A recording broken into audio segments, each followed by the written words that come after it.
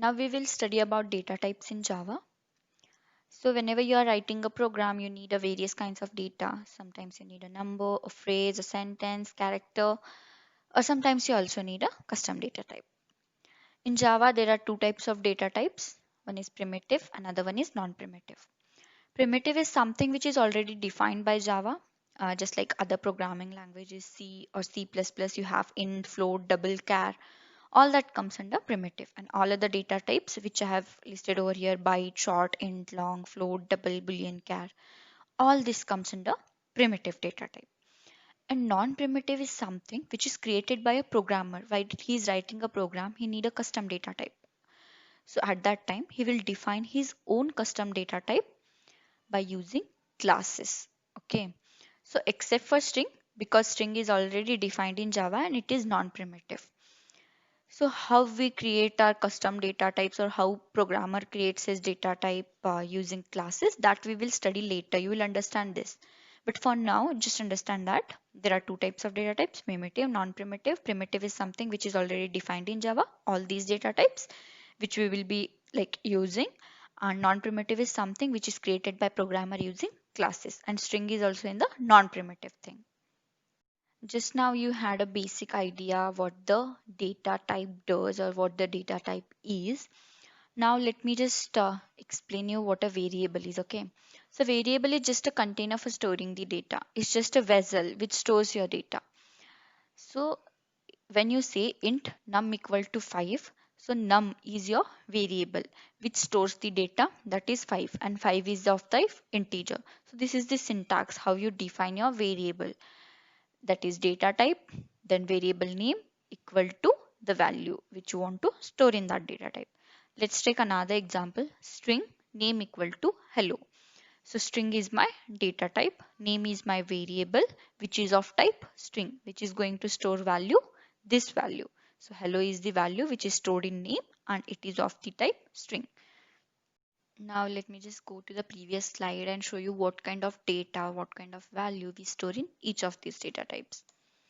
So when we talk about byte, byte stores any value which comes between -128 to 127.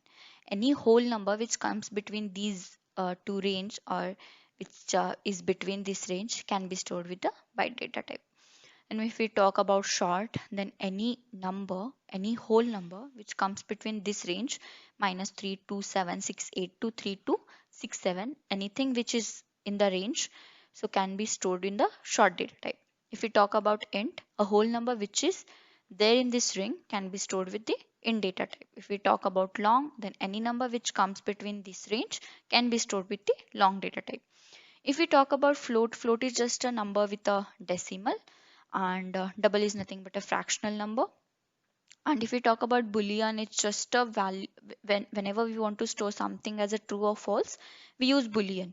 And whenever you want to store any character like a or b, any character, that time you want to like store any character, that time we use char data type.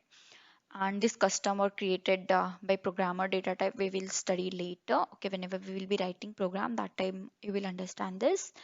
And if we talk about string, then the any word or phrase or sentence that can be stored as a string data type. Now that you understand data types also and variables also, and you know what kind of value we stored in each of these data types, now we will just go to Eclipse and take some simple examples so that it will be easy for you to understand. So I'm here in Eclipse now, and I'm just gonna take a variable of type int num equal to 5. So this is a variable num which is of the type int and is storing a value 5 inside this. You can declare variable inside class also and inside this method as well.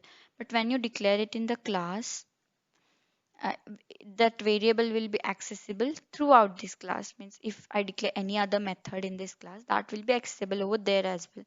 But when you declare a variable inside a specific method, that variable will be accessed only in that method. If I try to access this variable in some other method, it will not be accessible to me. Okay, I think this thing is clear to you now.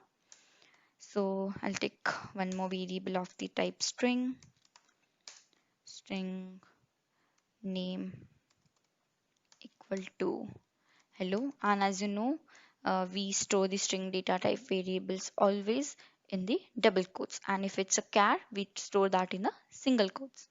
So now I'll try to just print these variables. Okay, system dot out dot println, and I'll just write num. Okay, so I'm just printing num over here, and I'll just copy this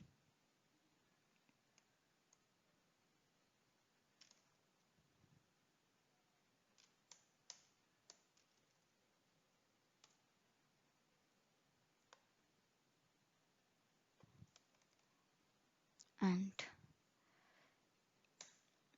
I'm gonna print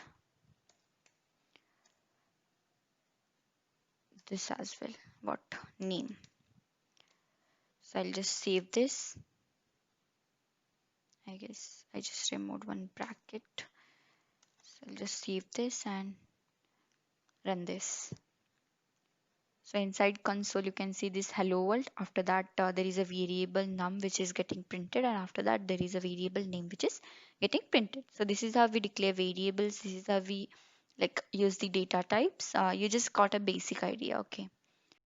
Thank you so much for watching this video. I'll see you in the next video. Until then, happy coding.